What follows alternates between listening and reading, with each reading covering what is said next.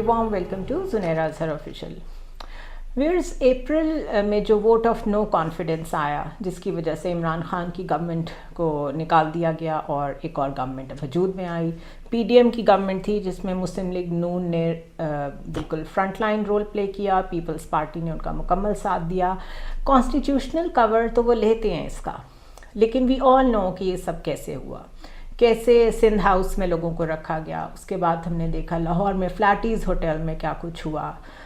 इसके अलावा ये जितने भी लोग इस वक्त गवर्नमेंट में बैठे हुए हैं, इनके रिकॉर्ड पे अपनी स्टेटमेंट्स मौजूद हैं कि पाकिस्तान जैसे मुल्क में फ्लोर क्रॉसिंग और हॉर्स ट्रेडिंग जहाँ पर बहुत रैम्पेंटली होती हो, वहाँ पे vote of no confidence establishment की हेल्प के बगैर आ ही नहीं सकता। शाहिद खाकान अब्बासी हों, अयाज सादिक हों, जितने भी टॉप नॉच लीडरशिप है नून लीग की, वो सब यही कहती थी। लेकिन अभी उनकी खामोशी और गवर्नमेंट में होना इस बात का सबूत है कि जब ख़ुद को सूट करता हो तो कॉन्स्टिट्यूशनल कवर के नाम पे जो मर्ज़ी कर लें और मुल्क में जमहूरियत का जितना मर्ज़ी फुकदान हो जाए, उनको उससे फ़र्क नहीं पड़ता।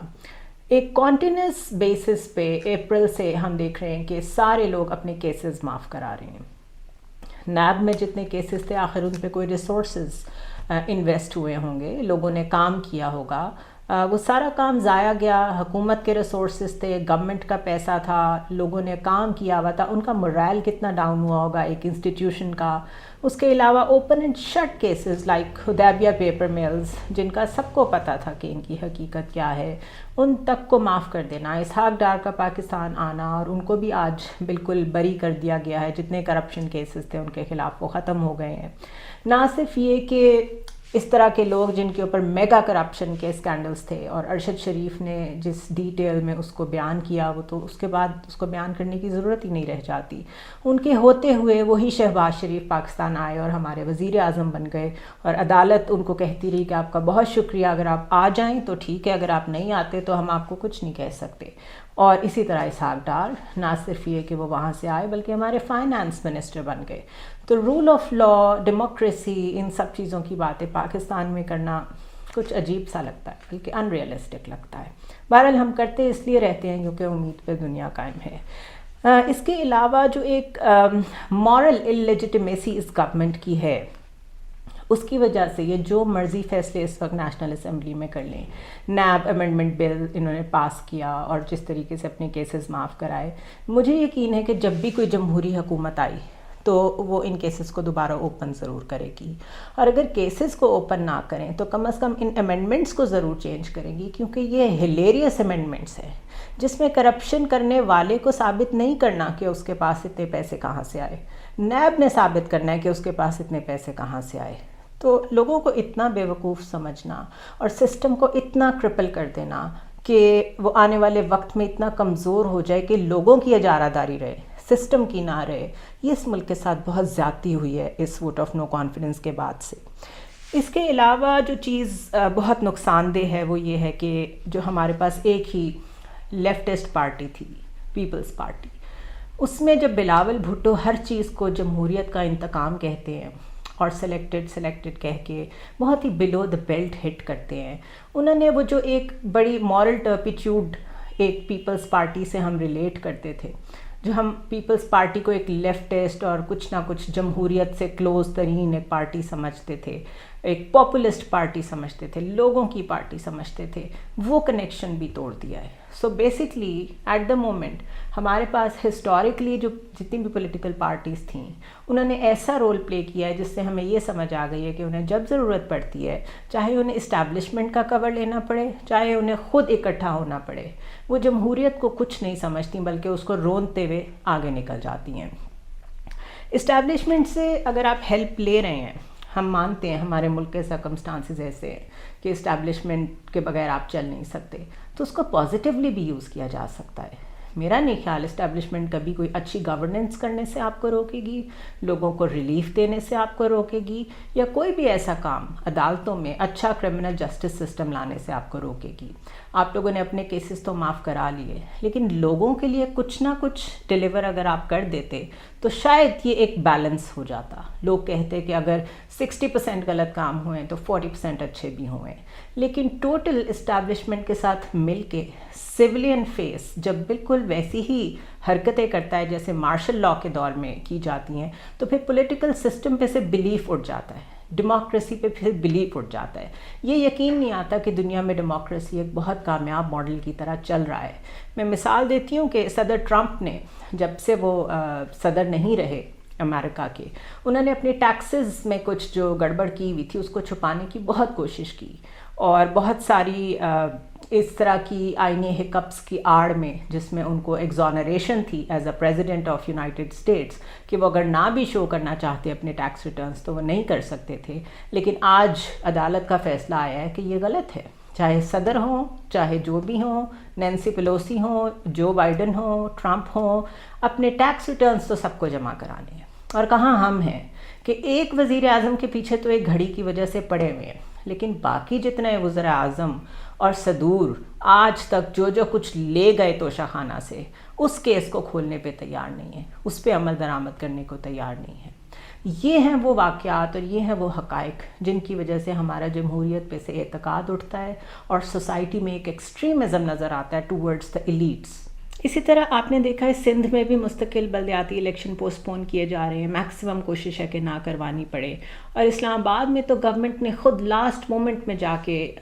اس کو بالکل ڈیلے کرا دیا، پوسٹ پون کرا دیا. اب الیکشن کمیشن ہمارا بڑا زبردست الیکشن کمیشن جو کہ عام طور پہ کہتا ہے کہ ہم تو الیکشن کرا ہی نہیں سکتے. یہ وہی بات ہے کہ سبزی بیچنے والا کہے کہ میں سبزی نہیں بیچ سکتا. تو اگر وہ تیار تھے ہی بلدیاتی الیکشن کرانے کے لیے تو ہماری گورنمنٹ نے ان کو رکوا دیا. ان کے اوپر جیسے بھی پریشر ماؤنٹ ہوا، ان کا کام تھا کہ وہ اس کو ٹرائل میں لے کے جاتے. انہوں نے بھی اس کو ٹرائل میں لے جانے کی کوشش نہیں کی اور اسے ایز اٹ از ایکسیپٹ کیا ہے، صرف ایک کرسری کال کے طور پہ. اس کو کسی حد تک کورٹ میں کچھ پیشیاں بھگتتے ہوئے دیکھیں گے، لیکن اس سے زیادہ کچھ نہیں ہوگا. تو وہ ملک جہاں پر زہر کھانے کے پیسے نہیں ہیں، وہاں پہ الیکشنز پہ خرچہ ہو چکا تھا، بلدیاتی الیکشنز اسلام آباد کے، اور اس کی پرواہ کیے بغیر اپنے پولیٹیکل مائلیج کو کنٹرول میں رکھنے کے لیے انہیں سسپینڈ کر دیا گیا. اب جنرل الیکشنز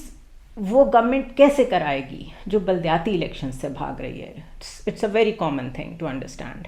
اب سوچا یہ جا رہا ہے کہ کوئی ٹیکنوکریٹ گورنمنٹ بنا دی جائے، پروپوز کیا جا رہا ہے، اور یہ یوزلی اسٹیبلشمنٹ کی طرف سے ہی پروپوزل آتا ہے. میں نہیں جانتی کیونکہ اس دفعہ پولیٹیکل حالات بہت ڈفرینٹ ہیں. ہو سکتا ہے نواز شریف آن بورڈ ہوں اور ٹیکنوکریٹ گورنمنٹ میں زیادہ لوگ وہی ہوں جو نواز شریف پسند کریں، اور کچھ لوگ اسٹیبلشمنٹ کی طرف سے آ جائیں، اور اسی طرح ایک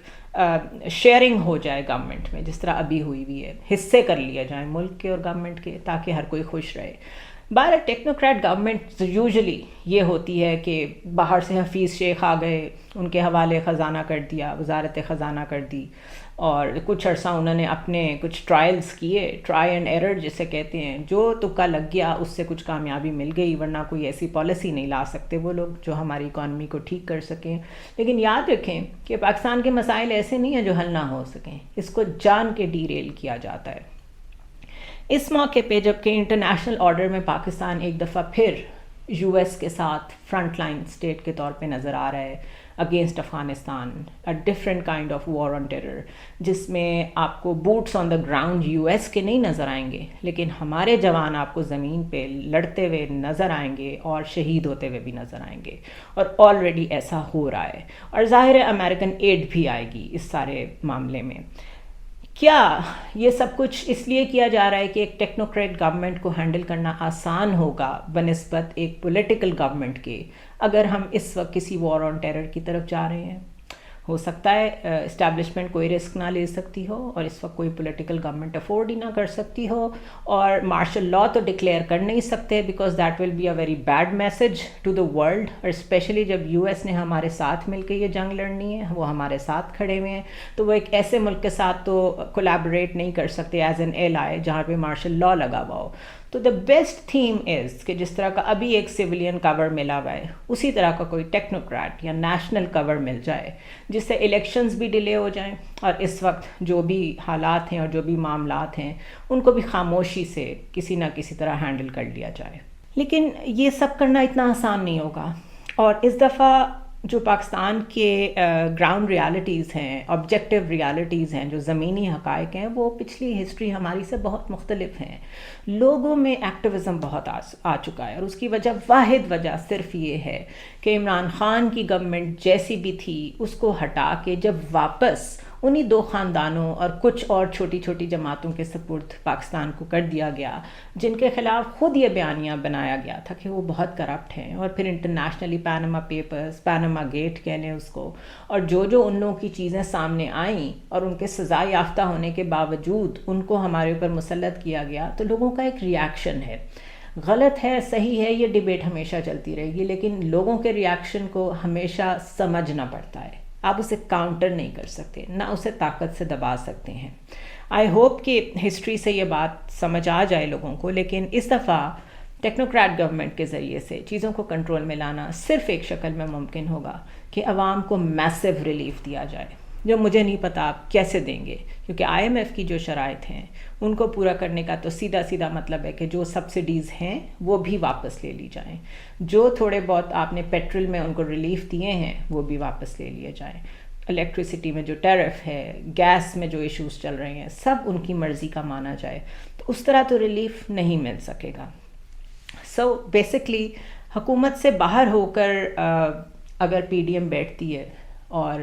یوں کہہ لیں کہ مسلم لیگ نون بیٹھتی ہے یا پیپلز پارٹی بیٹھتی ہے، تو وہ بھی ایک پریشر ماؤنٹ کرے گی اسٹیبلشمنٹ پہ، اور اپنی اب تک کی جتنی بھی ناکامی ہے اس کا سارا ملبہ ڈالنے کی کوشش کرے گی اسٹیبلشمنٹ پہ، کیونکہ ابھی تک وہ کامیاب تو ہو نہیں سکے. ڈار صاحب جو ڈیلیور کرنے آئے تھے وہ ڈیلیور نہیں کر سکے. نواز شریف جو خود اکانومی کو دیکھ رہے تھے وہ اکانومی کو سنبھال نہیں سکے ہیں. تو ان کو بہت اچھا ایک اسکیپ کوٹ مل جائے گا کہ ٹھیک ہے، ٹیکنوکریٹ گورنمنٹ آ گئی ہے، اس میں ہمارا کمپلیٹ ہولڈ بھی نہیں ہے، ہم اپنی مرضی کی کیبنٹ بھی نہیں بنا پا رہے ہیں، ہم اپنی مرضی کے اسپیشل اسسٹنٹس بھی نہیں رکھ پا رہے ہیں، یعنی کہ جو ایک گورنمنٹ میں ہونے کے مزے ہوتے ہیں وہ نہیں لے سک رہے ہیں. تو پھر لیٹس بلیم دا اسٹیبلشمنٹ. اور اسٹیبلشمنٹ کیا، جو ایگزسٹنگ عمران خان کا پریشر ہے اس کو along with the pressure from PDM, Noon League, Peoples Party who are very good at establishment bashing، کیا برداشت کر سکے گی، کیا افورڈ کر سکے گی؟ کیونکہ دوسری طرف اور بھی بہت سی چیزیں ہیں جو اسٹیبلشمنٹ مینیج کر رہی ہوگی، and the top of it is terrorism. So it is going to be a disaster,